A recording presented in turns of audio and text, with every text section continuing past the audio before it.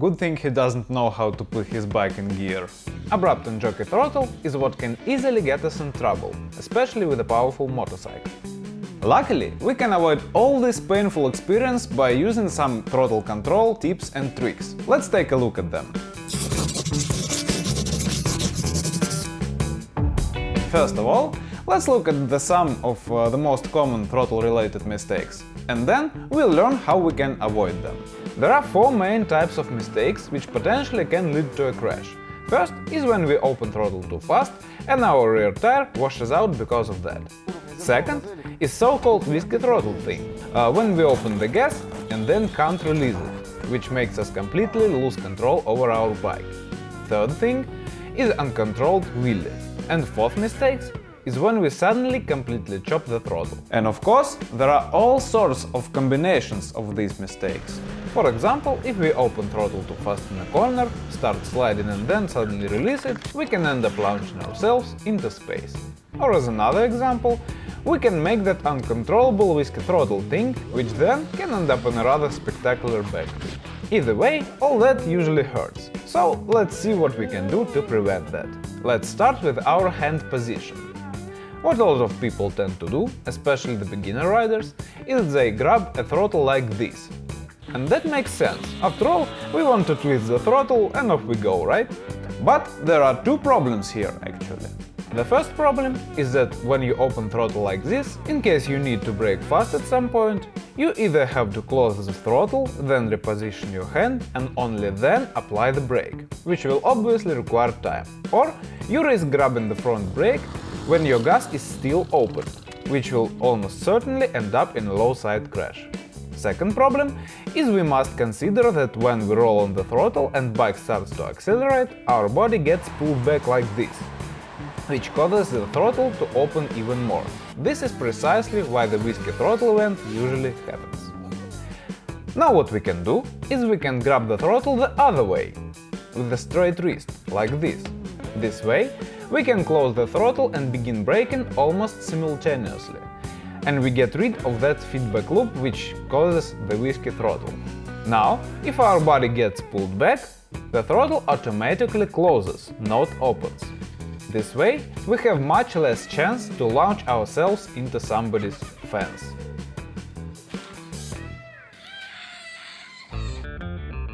Another thing, don't have a dead grip on your throttle. Hold it like you would hold an egg. You hold it firmly enough to not drop it, but at the same time you don't want to crush the egg, so you don't grip it with all of your force. This is important for several reasons. First, by relaxing your arms and hands, you allow your front wheel to steer itself as it should and stabilize your bike as it should. Second, if you have a dead grip on a throttle, all vibration from the engine goes through handlebars straight to your arms. This way, your arms quickly become numb. And last but not least, by gripping your throttle too much, you're just wasting energy. You become tired very soon. Alright, that all seems pretty sweet, but you may already notice the problem with this grip, right? What if at some point we need to accelerate very fast? With this grip, we can't really fully open the throttle. Look at this skewed body. But there is a very easy fix for that. Obviously, if you need a lot of throttle, that means you need to accelerate really fast. And if you need to accelerate fast, you can lean your body forward like this. This way you reduce wind drag, you shift more weight forward, which allows you to accelerate faster without wheeling. And look at this! Suddenly you can open full throttle without screwing up your arms. So you kill not 2, but 3 birds with 1 stone, so to speak. Don't really kill the birds, by the way, it's just a figure of speech. And one more little detail. Try to lean forward just before acceleration, not when you already start twisting the throttle. That will give you the best possible body position to oppose the accelerating forces. And your wrist will be already in optimal place at the time you start rolling on the throttle. As an example, look at people who ride Moto Gymkhana courses. As you can see, they lean forward on acceleration and lean back when braking. This really helps with proper weight distribution on the wheels, and it allows you to use the throttle to a full extent without any problem. Okay, we have covered that. Now let's see how we can have more control and more precision with the throttle. To be more smooth and more precise, we can not only twist the throttle like this, with our wrist, but also we can use this twisting motion with our fingers. It provides us with finer control. Additionally, if you place 1 or 2 fingers on the brake lever, your brain can use this feedback from your fingers to know how much exactly you turned your throttle. I personally find it very helpful, so try it yourself, maybe you'll like it too. Another thing which you can use for a steadier throttle control is this fixed bar end, if you have one. You can rest part of your palm on it and use it like indicator of how much you opened or closed your throttle. And now, when we learned all these tips about throttle, it's time to practice. Though pretty much every exercise improves your throttle control one way or another, for practicing throttle I personally like 3 particular exercises. First one you can do pretty much every time you ride your bike, and it's pretty straightforward. When you are riding, try to accelerate and decelerate super smooth by opening and closing your throttle very slow. This way, over time you will develop a very good feel of your throttle, and you'll be able to make super fine adjustments to it. Try to use all the stuff we talked about sooner. Try this twisting motion with your fingers, try placing part of your palm on the fixed bar end, or try to rest your fingers on the brake lever. See what works and feels comfortable for you.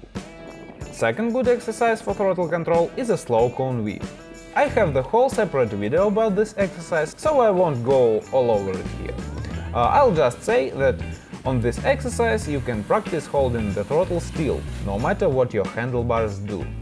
If you do the V in the friction zone, you should hold your throttle slightly opened and it should be steady. For example, look at this. Listen closely to the engine sound.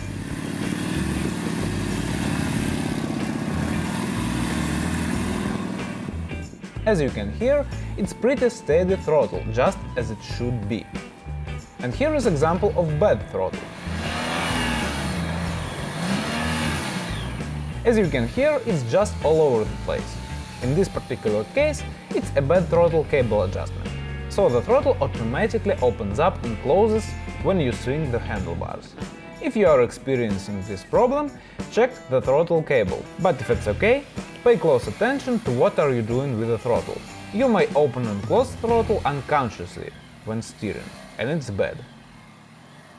And third exercise, which will greatly improve your throttle control, is fast figure 8. Fast figure 8 is a gymkhana style exercise which doesn't use friction zone, so here you'll have to be very careful and precise with your throttle, because it translates the power directly on the rear wheel. If you are jockey on the throttle, your bike will be jockey too. This exercise is a little bit more advanced, so before you do it, make sure you can easily do all our basic exercises, like circles, slaloms, full lock turns, etc. Set up 2 cones 40-50 feet apart and start making figure 8s around them. At first, you can make them as big as you want. For now, your goal is to become comfortable with the bike. Here, you don't use clutch at all, you just release it completely. Remember to turn your head into the turn, look for a line and keep your arms very loose and relaxed. Be in the first gear and for a while just make big, wide figure 8s. As you become comfortable, start working on your throttle. As you made the turn and see the exit, start slowly rolling on the throttle as your bike standing up, and then slowly roll off the throttle as it's time to slow down before the next turn.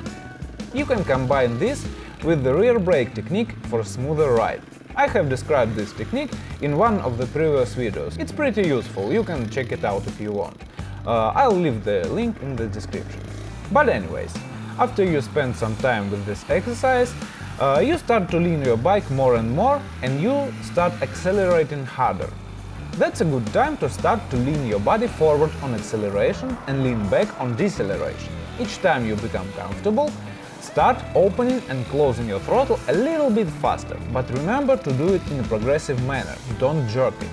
After some time, you'll end up using your throttle pretty aggressively on a big lean angles, and you can be surprised how much throttle you can use while leaning, if you use it smoothly. Fast figure 8 is incredibly good exercise. Just take your time with it and don't hurry. You may need several training sessions with it, but be sure, once you master it, you won't recognize yourself on the bike, you'll be that much better rider. Alright, remember to check out the video about how you can make your bike less jerky on low RPMs. And please like, share and subscribe if you find these videos useful. See you next time. Adios!